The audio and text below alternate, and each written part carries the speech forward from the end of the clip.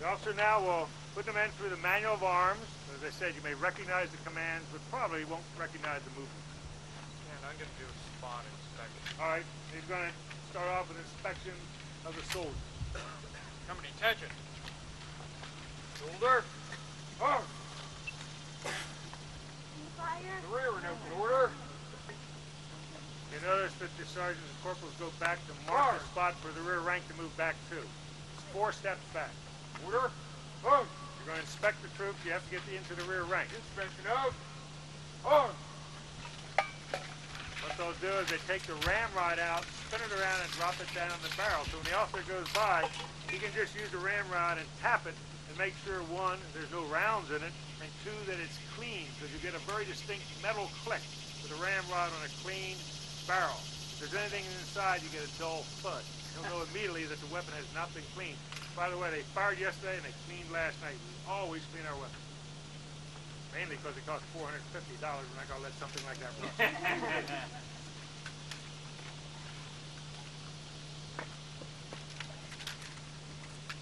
See, he's tapping it to make sure it's clean. They also check the lock. There's a half cock, which is a safety. And what he does is he checks to make sure that that thing works. Otherwise, if he had it in half cocked and the hammer came down, your rifle will fire. Open. Boxes. They don't go by and check the cartridge boxes. Every man should have a full load of ammunition. But since it was heavy, many times they would drop it along the way. And at night, it was very easy to start your cooking fires. Put the cartridge and put the powder in and let it go. So you had to be careful. Also, they used the bullets to carve chest men. Very easy to carve. The officers had to check all the time. The American soldier isn't any different now than he was then. But he didn't lose, he threw away. Right?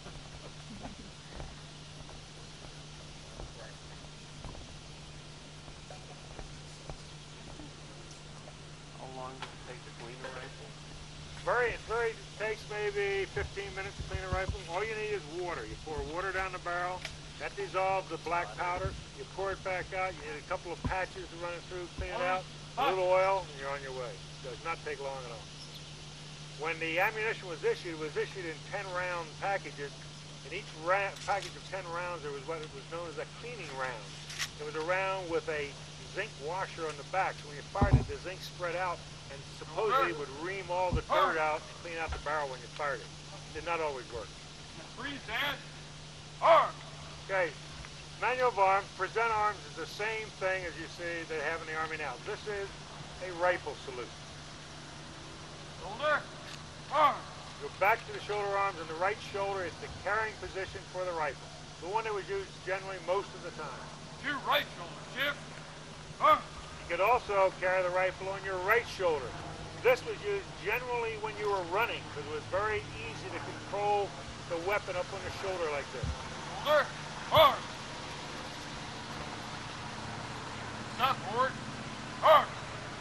Another method was to carry the rifle in the crook of the left arm. Carry. Arm. Unfixed. Bayonet. Very seldom did you fight with a bayonet or march with a bayonet. Shoulder. Arm. Secure. Arm. If it was raining, you would march in this method. This puts a lock plate under your armpit so it stays dry, muzzle is down, none of the rain gets down the barrel. Shoulder. Arm. Fix. Bayonet.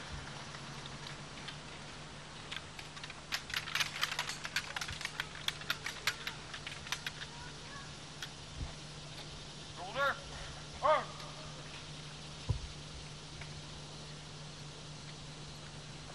Arm. Port.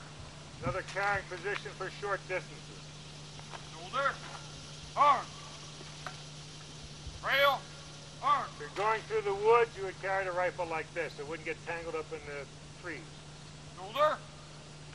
Arm. Charge. Bayonet.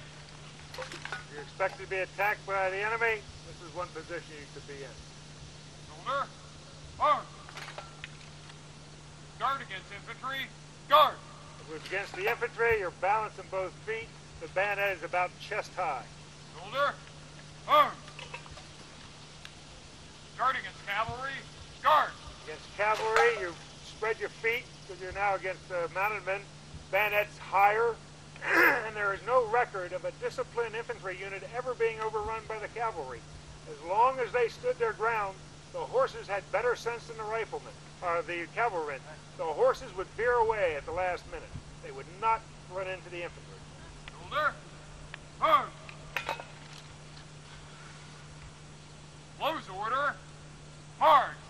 Now what the captain's going to do now, he's going to take a company around and show you how they broke into, from column, marching in fours, into a battle line. Now you'll notice that they're in two ranks. This is a battle line. They have counted off. You might have heard them doing that. 1, 2, 1, 2. Every man has a number. And based on the commands that the officer will give, there are certain things that they do because of that number. When they Right. Face. does a right face, they go from a column of 2s into 4s. The 1 man just face to the left, to the right. The 2 men step out and up and gives you a column of 4s. Company. Forward. March.